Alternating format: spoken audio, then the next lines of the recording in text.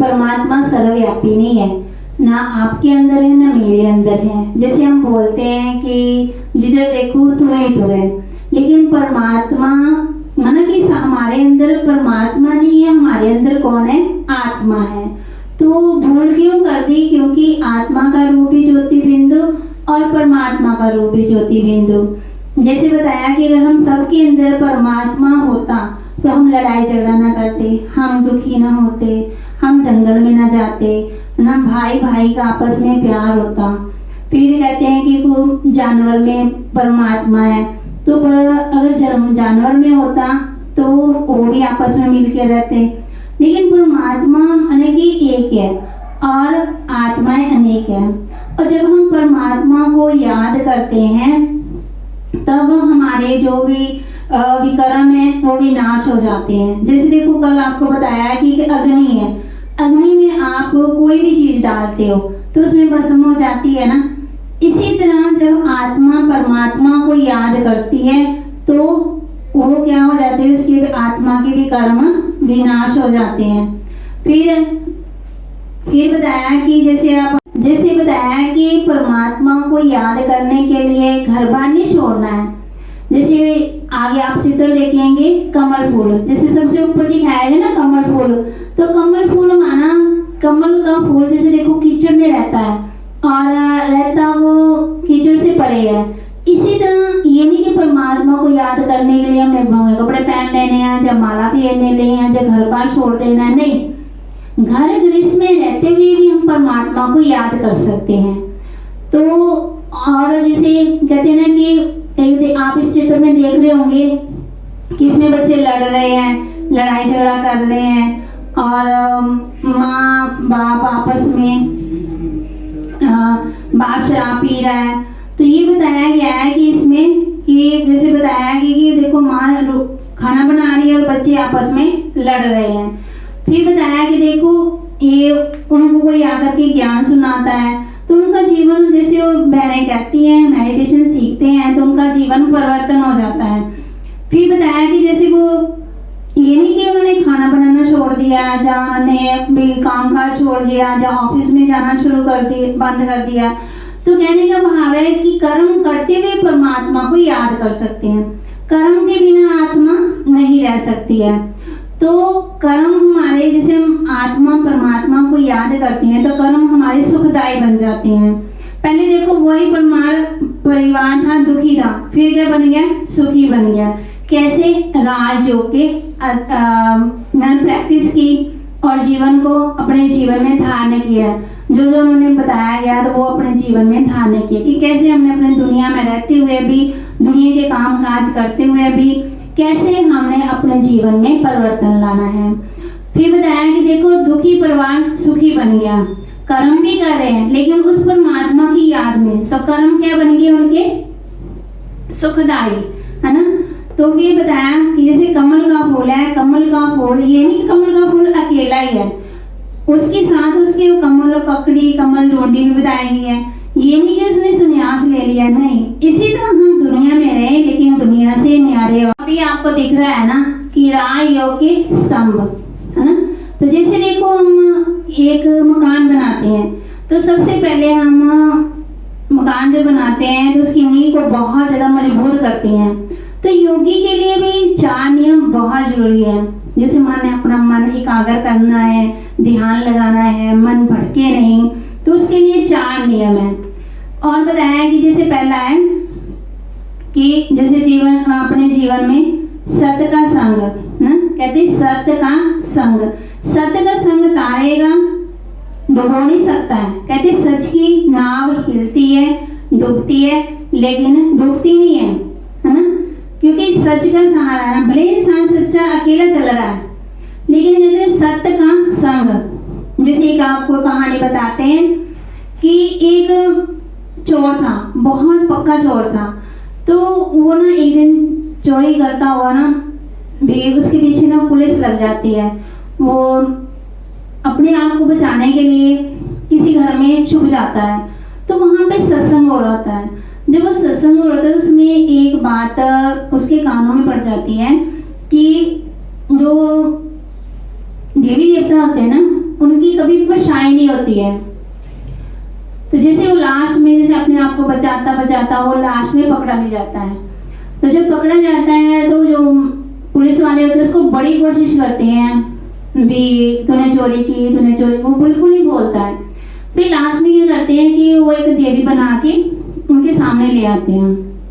जब वो सामने लेके आते हैं तो वो पहचान जाता है। वो कैसे पहचान जाता है कि असली देवी नहीं है। तो कहने का भाव है कि जैसे वो देखता है कि उसकी जो जब देवी आती है तो उसकी परछाई होती है, तो देवी देवताओं की कभी परछाई होती नहीं है, तो उसका जीवन बच जाता है। देखो, एक बात सुनने से उसका जीवन परिवर्तन हो गया। तो इसी तरह परमात्मा आकर के हम बच्चों को यही कहते हैं कि सत्य का संग। जैसे देखो, माँ बाप भी बच्चों को यही कहते हैं, बच्चे अच्छा संग करना, बुरा संग नहीं करना, अच्छे दोस्तों का संग लेना। इसी तरह हम दुनिया में रहते हुए भी अगर आत्मा उस परमात्मा के संग में रहती है तो उसका जीवन परिवर्तन हो जाता है। उसके जीवन में कभी भी रुकावटें नहीं आती हैं। क्यों? क्योंकि वो किसका संग कर रहा है? उस परमात्मा का। फिर दूसरा बताया कि दिव्य गुण। जैसे आत्मा सत्संग करती है तो उसके जीवन में दिव्य गुण आते हैं। आज इंसान कहता है कि मेरे अंदर ये बुराई है, ये कमी है, मैं कमजोर हूँ, मैं कैसे अपनी बुराइयों को दूर करना चाहते हैं लेकिन कर नहीं पाते हैं। जैसे आपने पहले पिक्चर में देखा कि देखो भाई कितनी शराब पी रहा है, घर का वातावरण कितना खराब है, लड़ाई झगड़ा है, दुखी है वातावरण। जब वो मेडिटेशन सीखते हैं तो उनका जीवन परिवर्तन हो जाता है। इसी तरह आज हम दिव्य गुण, आज इंसान कहते हैं मेरे अंदर गुण नहीं है, मैं कैसे गुणवान बन जाऊं, मेरे अंदर तो ये कमी है। क्योंकि जब हम कमियों का वर्णन करते हैं, कमियों को देखते हैं तो हमारे अंदर भी कमियां आती है। ये तो जब हम परमात्मा का संग करें तो हमारे अंदर भी क्या आएंगे? जैसा बाप वैसे बच्चे। जैसे देखो, दुनिया में दोस्त दोस्तों से सीखता है ना, भी उनके जो भी बोल कर्म ये सब कुछ सीख रहा होता है। जैसे कि छोटा बच्चा है, आपको मिसाल बताती हूँ कि जो छोटा बच्चा है ना, उसको सिखाना नहीं पड़ता। जैसे आप बात करोगे ना वैसे वैसे वो भी बात करता जाएगा फोन पे, उसको समझ नहीं लगे कुछ नहीं, लेकिन वो क्या कर रहा है, हाँ नहीं, आप ऐसे सोचोगे कि वो बात कर रहा है। इसी तरह जब हम आत्मा परमात्मा के संग में रहते हैं तो हमें उठना बैठना बोलना चलना हम सब कुछ सीख जाते हैं। हमारे अंदर से कमियां दूर हो जाती हैं और हम गुणवान बन जाते हैं और दिव्य गुण आ जाते हैं। दिव्य गुण कौन से हैं? हर्षपूर्णता, सहनशीलता, पवित्रता, निर्भयता, अडोलता, अंतर्मुखता। तो ये गुण है। आज इंसान के अंदर एक गुण होता है ना तो हम उसकी कितनी महिमा करते हैं कि हाँ ये बहुत गुणवान है, बहुत गुणवान है। तो हम देवी देवताओं के मंदिर में जाते हैं, किस लिए जाते हैं? क्योंकि वो भी गुणवान है। तो परमात्मा आकर के हम बच्चों को फिर से गुणवान बनाते हैं। तो हम गुणवान कैसे बनेंगे? जब आत्मा उस परमात्मा के संग में रहेगी, तब ईश्वरीय संग करना है ना। फिर बताया कि देखो तीसरा बताया कि ब्रह्मचर्य। ये नहीं कि हमने परमात्मा को पाने के लिए घर बार छोड़ देना है, बच्चों की देखभाल नहीं करनी है, मेरा कोई नाता नहीं है, हाँ मैंने मेडिटेशन सीखना है, मैंने ध्यान लगाना है, ऐसा कुछ नहीं।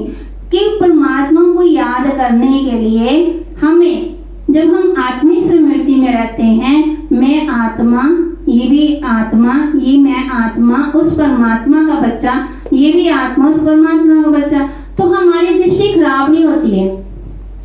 फिर हम उसके अंदर क्या देख रहे हैं? गुण। फिर हमारी दृष्टि शुद्ध हुई, हमारा देखना सुनना बोलना।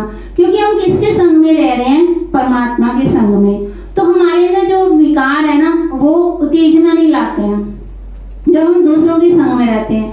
जब हम माने कि खराब दोस्तों का संग करते हैं तो हमारे अंदर क्या आते हैं? जैसे वो बोल रहे हैं ना, गुस्सा कर रहे हैं, तो हमें भी वो ही आएगा कि मैंने भी गुस्सा करना है।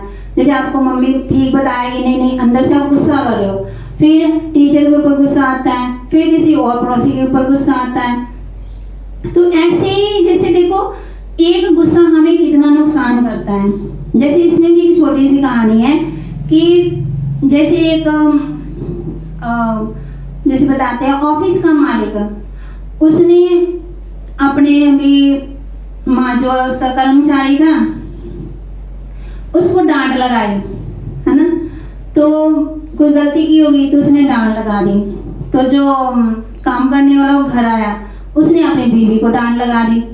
तो बीवी ने किस पर गुस्सा निकाला? उसने उस पर गुस्सा किया, उसने उस पर गुस्सा किया, और जो उसकी पत्नी थी उसने बच्चे पर गुस्सा किया, और बच्चे ने कहाँ पे किस पर गुस्सा किया? जो उनके घर में जो डॉगी था उन पर गुस्सा किया। तो कहने का भाव है कि जब वो डॉगी जब बाहर गया, गुस्से से बाहर गया, जो मिल का मालिक जहाँ वो काम करता तो उसको जाके काट लेता है। तो कर्म हम क्या करते हैं, एक दूसरे पर गुस्सा निकालते हैं। जब हम गुस्से पर कंट्रोल कर लेते हैं तो हमारा जीवन बहुत खुशहाल हो जाता है। तो ये हम कंट्रोल कैसे कर पाएंगे? जब हम राजयोग, आत्मा परमात्मा के संग में रहेंगी, दिव्य गुण धारण करेगी, तब हमारा देखना, सुनना, बोलना सब शुद्ध हो जाएगा। मतलब हमारे जीवन में प्योरिटी आ जाती है। फिर है शुद्ध अन्न। जैसे कहते हैं ना कि साधु सन्यासी भी पहले यही कहते थे कि परमात्मा की याद में भोजन खाओ। पहले हमारे जो बुजुर्ग थे वो भी यही कहते थे, नहीं, परमात्मा की याद में नीचे बैठ के रिलैक्स होकर के खाना खाओ। कहते जैसा अन्न वैसा मन, जैसा पानी वैसी वाणी। तो जब भी हम कुछ खाएं, कुछ पिए, पहले उस परमात्मा को भोग लगा के, स्वीकार करा के, उसका थैंक यू करके फिर हम खाएं।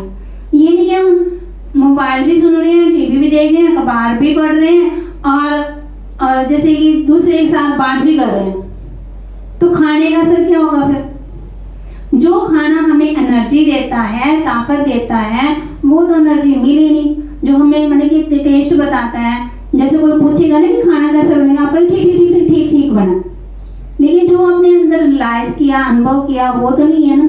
तो परमात्मा आकर के कहते हैं कि जितना हमारे अंदर शुद्धता आती जाएगी, जीवन पवित्र बनता जाएगा, उतनी हमारे अंदर श्रेष्ठता आती जाएगी।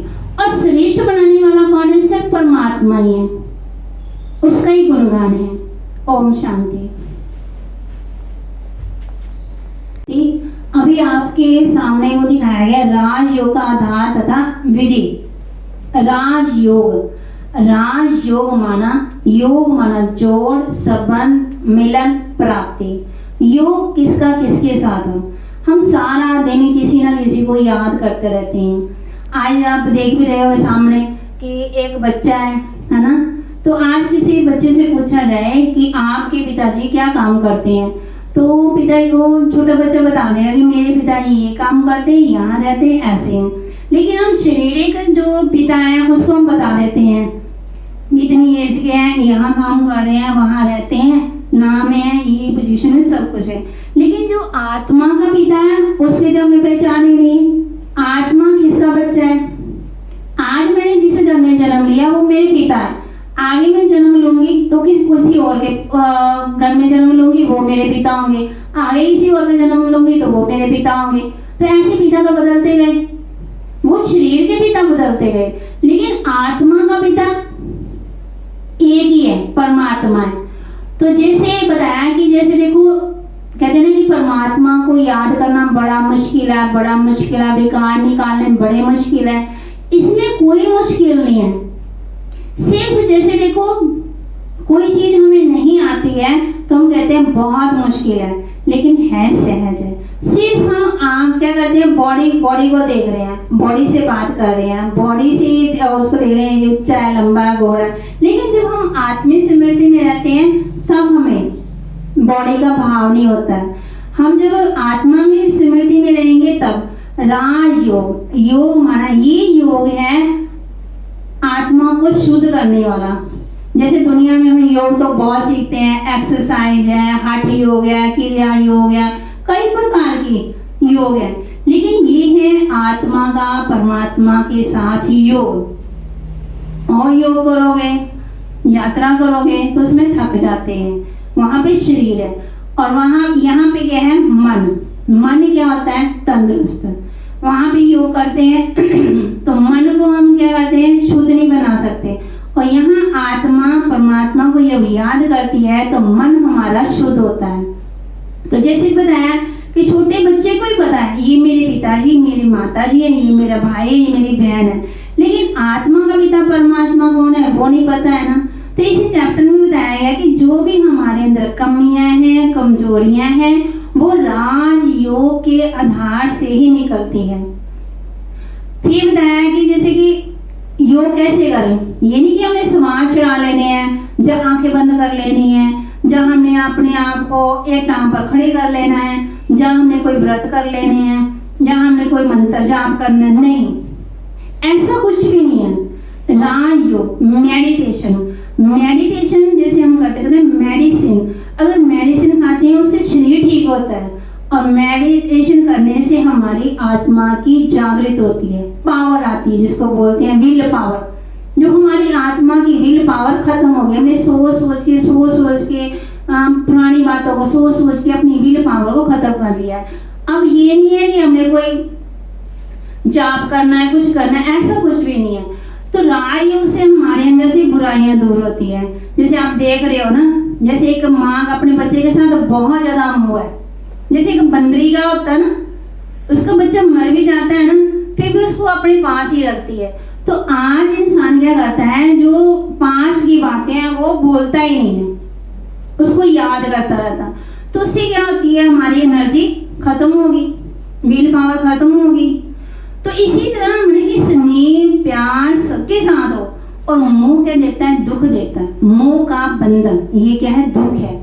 फिर इसके बाद बताया कि आज इंसान को अपनी पोजीशन का अहंकार बहुत ज्यादा है। अहंकार, मैं ऐसा, मेरे बच्चे ऐसे, है ना, मेरे पास इतनी पोजीशन, मेरे पास ये, कहते अहंकार सो मारिया। तो अहंकार किस चीज का, तो जब हम आत्मा उस परमात्मा को याद करते हैं तो हमारे अंदर से जो निर्मानता, दया, रहम दिल, वो चीजें आ जाती है, जैसे हमारे अंदर कमियां निकलती जाती है। जैसे आपको पहले भी बताया था कि एक छोटी सी गोली होती है, वो हमारे शरीर को ठीक कर देती है। तो क्या हम आत्मा अपने पुराने स्वभाव संस्कार को चेंज नहीं कर सकती? कर सकती हैं। इसमें कोई बड़ी बात नहीं है, कोई मुश्किल नहीं है, सिर्फ हमें अभ्यास करना है कि मैं आत्मा उस परमात्मा का बच्चा हूँ। जब मैं उसकी स्मृति में रहता हूँ तो नेचुरल मेरे अंदर वो शक्तियाँ आती हैं। फिर नीचे बताया कि गुरु जी है, जब गुरु जी कुटिया में हैं तब हम उसके पास जाएंगे, जब नहीं है तो नहीं जाएंगे। गुरु जी ने हमें मंत्र दे दिया है ना कि आप ये मंत्र करो, ये जाप करो, लेकिन गुरु जी भी किसको याद करें? उस परमात्मा को। तो गुरु से बढ़कर कौन है? सतगुरु। फिर बताया कि ये यहाँ पे दिखाया है विकार, है ना। आज इंसान विकार, काम विकार के कारण झगड़े होते हैं, और कोई नहीं है। कोई चीज आज हम देखो सुंदर बनने के लिए पार्लर में जाते हैं, कितने पैसे खर्च करते हैं, लेकिन वो है बाहर की सुंदरता, वो थोड़े टाइम के लिए सुंदरता, 20-20, 25,000, 33,000 खर्च कर देते हैं अपनी सुंदर, वो थोड़े टाइम के लिए, 1 घंटे के लिए, 2 घंटे के लिए। लेकिन जो अंदर की सुंदरता वो कैसे आएगी? आत्मा जब परमात्मा को याद करती है तब उसके अंदर वो सुंदरता आती है, तब उसकी जो कमियां कमजोरियां दूर होती हैं। फिर बताया कि जैसे क्रोध है, क्रोध आज इंसान कहता है कि देखो क्रोध पर मैं काबू नहीं पा सकता हूँ, क्रोध मेरे लिए तो बहुत ही मुश्किल, लेकिन हम हर एक चीज पर काबू पा सकते हैं। कैसे? जब मुझे पता चल गया इस क्रोध ने मुझे बहुत दुख दिया है, तो अगर हम दूसरों को दुख देंगे तो खुद भी क्या होंगे? फिर दुखी। हम सुखी तो रह नहीं सकते हैं। कभी हमने सोचा कि हमारा जीवन कैसा होना चाहिए? खुशहाल। तो खुशहाल कैसे होगा? जैसे देखो कोई क्रोधी होता है ना, उसका चेहरा देखना कैसा होता है? लाल। खुद को डर रहा होगा और दूसरों के ऊपर वो क्या कर रहा है? क्रोध। क्रोध किसको आता है? जो अंदर से कमजोर है, वो दूसरों पर क्या करता है? गुस्सा करता है, क्रोध करता है। जब आत्मा अंदर से पावरफुल है तो पावरफुल कैसे बने? अपनी स्मृति में रहकर आत्मा उस परमात्मा को याद करे, तब वो पावरफुल बन सकती है। जब हम देह को देखते हैं, देहधारियों को देखते हैं, तब हम पावरफुल नहीं बन सकते हैं, हमारे अंदर एनर्जी नहीं आ सकती है। क्योंकि वो हमें उनकी बातें, कई हुई बातें वो याद आ रही है, तो हम एनर्जी, हमारे अंदर एनर्जी के, आज आप देख रहे हैं कि हमारे अंदर जो कमियां हैं, कमजोरियां हैं, हमने उनको कैसे निकालना है। तो आत्मिक स्मृति से आज इंसान देखो धन इकट्ठा करता है, आप देख रहे हो ना सामने पिक्चर कि वो धन इकट्ठा कर रहा है, लेकिन आज इंसान अपने पेट के लिए नहीं कमा रहा है, तो किसके लिए कमा रहा है? पेटियों के लिए। 7 पीढ़ी उसकी खा सकती है, फिर भी उसको चिंता है कि मेरी 7वीं 8वीं पीढ़ी का क्या होगा, उसको टेंशन। तो परमात्मा अगर हम बच्चों को कहते हैं कि बच्चे ये भी लोभ क्या देता है? हमें दुख देता है, ये दुख का कारण बनता है। तो ये काम, क्रोध, लोभ, मोह, अहंकार, ईर्ष्या, नफरत, घृणा, ये जो है ये राजयोग से हम दूर कर सकते हैं, वैसे दूर नहीं होती है ये भी। कोई कहे कि हाँ मैं इन पर वैसे विजय प्राप्त करूँ, नहीं। जब आत्मा को रियलाइज, माना आत्मा जब रियलाइज करती है तब परमात्मा के गुण और शक्तियां आती है। अनुभव करना है परमात्मा को, तभी रियलाइज कर सकेंगे ना। तो परमात्मा आकर के हम बच्चों को फिर याद दिलाते हैं कि बच्चे आप पहले क्या थे? शुद्ध आत्मा थे, पवित्र आत्मा थे, देव कुल की आत्मा थे। जैसे एक राजा का बच्चा घूम जाता है ना जंगल में, तो वो काम जब बड़ा होता है तो वो तब मिलता है, उसने गले में कुछ पहनना होता है, तो उसको देख के राजा कहता है ये मेरा बच्चा है, निशानी के आधार से तो पहचान होती है। इसी तरह आज हम जन्म लेते लेते लेते इस धरती पे आए और अपने आप को भूल गए। जब अपने आप को भूल गए तो परमात्मा ने आकर के फिर हमें याद दिलाया, नहीं बच्चे आपके अंदर ये गुण थी, कला थी, अब अपने फिर कलावान गुणवान बनना है। तो कैसे? राजयोग से। राजयोग माना सहज योग, हठ योग नहीं है। तो राजयोग, राजाओं का राजा बनने का योग, आत्मा का परमात्मा के साथ योग। आत्मा जब परमात्मा को याद करती है तो उसके अंदर वो पावर आती है। तो हम अपनी कमियों पर, कमजोरियों पर विजय प्राप्त कर सकते हैं मेडिटेशन से, राजयोग से। तो राजयोग ये आधार है। आज देखो जो दूसरे फॉरेनर्स के लोग भी यहाँ भारत में आते हैं योग सीखने के लिए, और वो प्राचीन योग माना गया है। तो आत्मा ने परमात्मा को याद किया, तो याद करना कोई मुश्किल नहीं है। कहते मुश्किल, बहुत बहुत मुश्किल है, मुश्किल नहीं है। जैसे देखो आपने एक मकान बनाया है, उसमें आपने लाइट लेनी है, आपने बिल्कुल सारे तारे लगा दिए हैं, सब कुछ कर दिया है, लेकिन पावर हाउस से तार जोड़ेंगे तभी तो लाइट आएगी ना। ज्ञान मिल गया, समझ मिल गई, अब हमने चिंतन रियलाइज तो खुद ही करना है ना। हमें पता चल गया कि मैं आत्मा हूँ, शरीर नहीं हूँ, मैं आत्मा उस परमात्मा का बच्चा हूँ, तो अब अनुभव भी तो करना है ना। जैसे आप ठंडे का, गर्म का, नमक का, मीठे का अनुभव करती है ना, इसी तरह आत्मा ने उस परमात्मा का अनुभव करना कि मैं उसका बच्चा हूँ, वो मेरा बाप है, उसकी प्रॉपर्टी मेरी है। वो आकर के हमें कौड़ी से हीरे तुल्य बनाते हैं। तो राजयोग से हमें, हमारे अंदर से बहुत एनर्जी आती है और एकाग्रता बढ़ती है। तो आज आपने चलते फिरते ये अभ्यास करना है कि मैं आत्मा उस परमात्मा की संतान हूँ, और मैं आत्मा उस परम पिता परमात्मा की संतान हूँ। जैसे ये तो चलते फिरते हमें अभ्यास करना है ना। फिर जैसे मान लो आपको बहुत ज़्यादा गुस्सा आता है, आप बहुत क्रोधी हो, अपने आप अंदर फील कर रहे हो, जब आपके अंदर कोई कमजोरी है, तो आपको जब गुस्सा आता है ना, तो आप ये कहें कि मन में कहें कि मैं शांत स्वरूप आत्मा हूँ, मैं शांत स्वरूप आत्मा हूँ, मैं शांत स्वरूप आत्मा। इसे 7 बार बोलना है।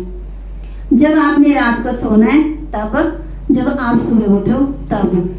अगर आप लिख सकते हो तो सबसे बेस्ट है आप 108 बार लिखें। कोई भी आपके अंदर कमी है, कमजोरी है, जिस पर भी आप विजय पाना चाहते हो, तो वो आपकी कमी और कमजोरी दूर हो जाएगी।